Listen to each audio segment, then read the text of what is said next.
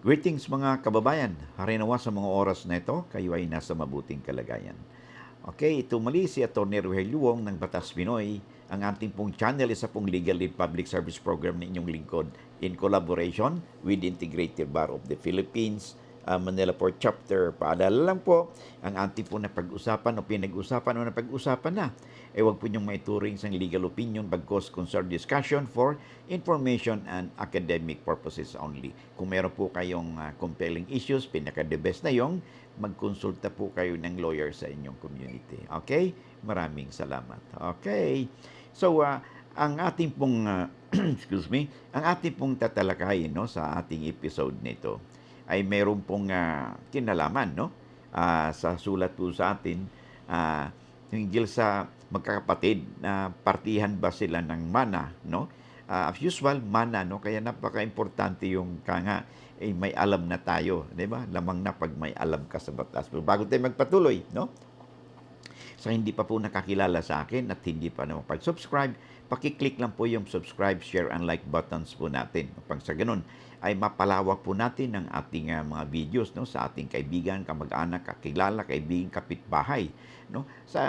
Kahit saan silang party no, dito sa mundo. No? Iba-iba po kasi yung mga kababayan po natin na karamihan po sa kanila ano, ay nasa ibang bansa na, no? Na ang kanilang tanging parang kanilang pastime kung minsan sa dito po sa social media sa harinawa no sa mga oras nito kung kayo ay baka sila o kayo diyan ay makapagpanood ay makapagbigay po tayo ng karagdagang legal na kaalaman o impormasyon sa inyo. Basagin, sabi nga natin lagi, di ba?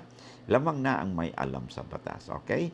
So, pakiusap lang po if you find our videos interesting, informative at hindi pa kayo pag-subscribe, pakiclick po yung subscribe, share, and like buttons po natin. Of course, yung notification bell upang sa ganun, pag meron po tayong mga updates ay you will be duly notified at wala po kayo mamimiss na mga episode po natin, di ba? At this will also give our kababayan, mga kaibigan ninyo, kamag-anak, no? Kung na-share ninyo yan, I request na pakiclick yung share ninyo at saka like para po sa ganun ma-spread out po natin yung ating mga viewers at upang sa ganun na din no ay kahit paano no matupad po natin ang ating ang adhikain po natin na palawig ng husto ang ating advokasya, ma-share po natin ito sa ating mga kababayan at ma-hit natin yung ating goals, no? Objective po natin na ma-hit po natin yung 1 million subscribers before the end of this year. Kaya pakitulungan po ninyo ko, especially if you find our videos interesting and informative, tsaka nakakatulong po sa inyo, di ba? At tsaka yun lang po ang parang hiling ko sa inyo, no? Na matulungan nyo ang inyong lingkod para makapagbigay po sa atin ng encouragement, no? At ipagpatuloy yung ating advokasya, no? Bilang inspiration man lang, no? At saka it would further strengthen us, no? Our resolve, no? Para magpatuloy ang ating programa. Okay? So let's now go back to our main topic. Ang sulat po kasi sa atin, to ay, I think his name is si Kevin Malana. Okay? So, sabi kasi niya, attorney, ask ko lang, paano po ba hatiin ng lupa kung may mga walang asawa ang ibang kapatid, yung iba naman mayroon na. Namatay na yung may walang asawa, equally divided po ba ang hatian? Sabi dito, 4 po sila magkapatid, yung 2 namatay na walang asawa. Yung 2 ay nagkaroon ng pamilya at mga anak. Paano ba ang hatian? Okay. So, ito'y madalas na po natin itong tinatalakay, di ba? Kung natandaan ninyo. At kung hindi man sa video, ay sa mga sagot po natin sa inyong comment sections, no? Ito'y actually, baka hindi lang po 50 times na nating nasagot ito, no? It only shows na talaga pong marami po tayong mga kababayan na wala po silang oportunidad na hindi lang nila na-chairpuan yung video no tungkol dito sa usaping ito. Okay? Tandaan po natin, okay? Uh, ang magkapatid po, okay? Ang magkapatid ay sila po ay may tuturing na collateral relatives lamang. In contrast to ang relation ng magulang, anak, lolo, at anak, ang relation nila ay vertical kung tawagin, ay sila ay may tuturing na compulsory heirs, no, in the default of the other. Okay? So, sila yung mga, pag sinabing compulsory heirs, abay, yung kanilang mana o legitim, lagi nating sinasabi, ay protektado po yun ng batas. Okay? By operation of law, ay hindi yan pwedeng ipagkait, no, sa mga compulsory heirs. Sino ba yung mga compulsory heirs? Okay, nasabi na natin yan, no? Yun sa ating Article 837 ng ating Civil Code, kung di ako nagkakamali sa numero, ha? Ay ito yung mga magulang o ascendants, no? Mga anak, no? Ito yung mga compulsory heirs, saka yung mga surviving spouse. So, ito yung mga compulsory heirs, kung tawagin natin. Pag sinabing compulsory, ay obligado na mayroon silang karapatan doon sa mga ari-arian na naiwan ng kanilang mga ascendants. Pag sinabing ascendants, pataas po. Okay? So hindi sila maaaring mapagkaitan. Ngayon, yung mga kapatid naman, ang relasyon nila sa bawat isa, hindi po ito may tuturing na compulsory heirs, kundi sila ay collateral relatives lamang. Ibig sabihin yan, kailan ba mag-i-inherit yung isang kapatid, no, doon sa kapatid na namatay? Okay? Okay. Okay, mag-inherit lang, o tulad sa tanong natin dito, ha, mag-inherit lang ang isang kapatid sa mga ari-arian ng namatay na kapatid kung, number 1, yung namatay na kapatid ay namatay na walang asawa at walang anak. Or, namatay yung kapatid na wala na ring buhay na magulang. Okay? Pag wala na yung buhay na magulang, walang asawa at anak, yung kapatid, kung may anak man, kahit anak sa labas, counted pa rin yan. Tagapagmana yun. Kung may compulsory heir yung kapatid na namatay, ay hindi po maaaring magmana ang mga collateral relatives. Okay? Kasi sabi nga natin, di ba? Ang anak ay compulsory heirs. In this particular case, sa sulat sa atin ni Kevin, 4 yung magkakapatid. Yung 2 namatay, na walang mga asawa at walang anak. Okay?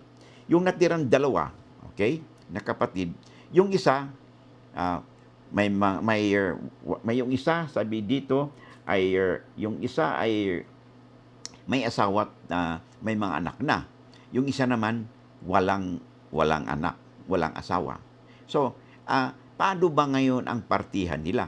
Okay, kasi 2 na lang sila magkapatid. Una, nasabi nga natin, ay yung magkapatid ay collateral relatives lamang. So, kung wala nang yung namatay nilang kapatid, okay, kung walang mga asawa yun at walang mga anak at wala na rin si magulang, siyempre, ang the only surviving heirs ngayon ay yung magbuhay na magkakapatid. Okay? Unahin natin, yung mga namatay na magkakapatid, na 2 na walang asawa at anak, kanino mapupunta yung kanilang share? Yung 2, okay? Yung namatay, okay? Mapupunta rin yun sa 2 kapatid, okay? Na surviving heirs niya, okay? So that means, 2 na lang eventually yung magmamana doon sa namatay na, doon sa mga ari-ariang naiwan ng namatay na kapatid. Ngayon, ang issue kasi dito, yung isang kapatid, walang anak. Okay? Yung isa, may mga anak. So, parang pahiwatig niya, kasi magkaroon na ng pamilya yung 2, meron ng pamilya at mga anak. Paano ngayon yung hatian? Okay? So, simple man yan. Regardless of whether yung isang kapatid may mga anak siya o wala, okay, o marami siyang anak, okay, o wala, o meron siyang isa, 2, yung isa naman merong 2 o mayroong isa, ang number po ng anak ay hindi po counted po yan. Okay, regardless, okay, kung ano yung 2 kapatid na yan, okay, ipagpalagay na natin na ang naiwan ng estate, pag example lang ay 1 million, okay? Yung 1 million na yun, paghati-hatian, equally yan, nung 2 magkapatid. Yung isa na maraming anak, 500,000. Halimbawa, example lang. Yung isa na walang anak, 500,000 din. O kung mayroon mga anak, halimbawa 10 anak, ay 500,000 din. Ibig sabihin yan, yung kanilang itong magkakapatid na ito, they will inherit at tinatawag natin pro indiviso. So equal sharing sila sa lahat ng mga ari-arian ng namatay. Okay? Ibang usapan yun kung halimbawa yung isang kapatid na namatay, okay? Mayroong yung kanyang mga anak, pwede naman silang mag-take over doon sa namamanahin sana ng kapatid nila. Okay? I mean, mamanahin sana ng kanilang magulang pero namatay na. In this case, yung 500,000 halimbawa, ay mamanahin yun, they will take over by right of representation. So kung halimbawa 500,000 lang, sila ay mag-inherit per esterpis. Ibig sabihin yan, yung 500,000 divided by ng number of mga anak. Okay? Yun ang i-inherit per esterpis. Yun namang isa, pro indiviso. Halimbawa, buhay naman siya, okay? Ay mag-inherit siya, yung 500,000 mapupunta sa kanya, okay? At hindi sa anak sa kanya kasi buhay pa siya, okay? So ang usapin sa partihan, no, ng mga mana, okay? So I hope maliwanag 'yan, no? Kevin, doon sa inyong katanungan, okay? Na ang isang kung kailan magmamana, ang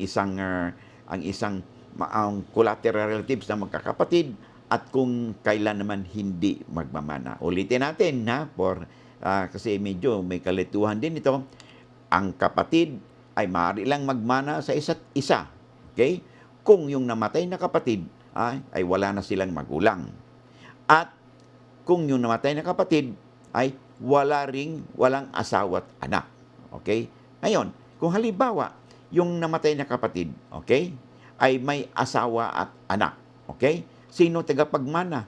Ay yun lang asawa at anak. Hindi maitsapwera yung si magulang. Okay? So, because ang compulsory heir yung namatay ay yung kanyang mga descendants niya. Sino yon? Yung asawa niya at yung mga anak niya. At saka yung kanyang asawa bilang surviving spouse. So, yun po ang formula sa partihan ng mana between collateral relatives. Yan. Pag sinabing collateral, hindi po sa horizontal po line ang ating basihan diyan, hindi po vertical lines. Okay? Diyan po kinukwenta ang relationship ng kadugo, no? At saka yung order of priority, no? Doon sa pagmana ng mga ari-arian ng namatay. Okay? Hanggang dito na lamang tayo, no? At again, sa mga kapapasok pa lang, kung hindi pa kayo na pag-subscribe, click naman po yung subscribe, share, and like buttons po natin. And of course, yung notification bell. Upang sa ganun po, mahuli po tayo ng algorithm ng YouTube at mapalawak pa natin ang ating advokasya na ma-spread out po natin ang mga legal na impormasyon at kaalaman, no, sa ating mga kababayan. Kasi sabi nga natin, lamang na ang may alam sa batas. Okay, maraming salamat and I hope to see you again in the next video o live streaming po natin. Bye-bye and God bless.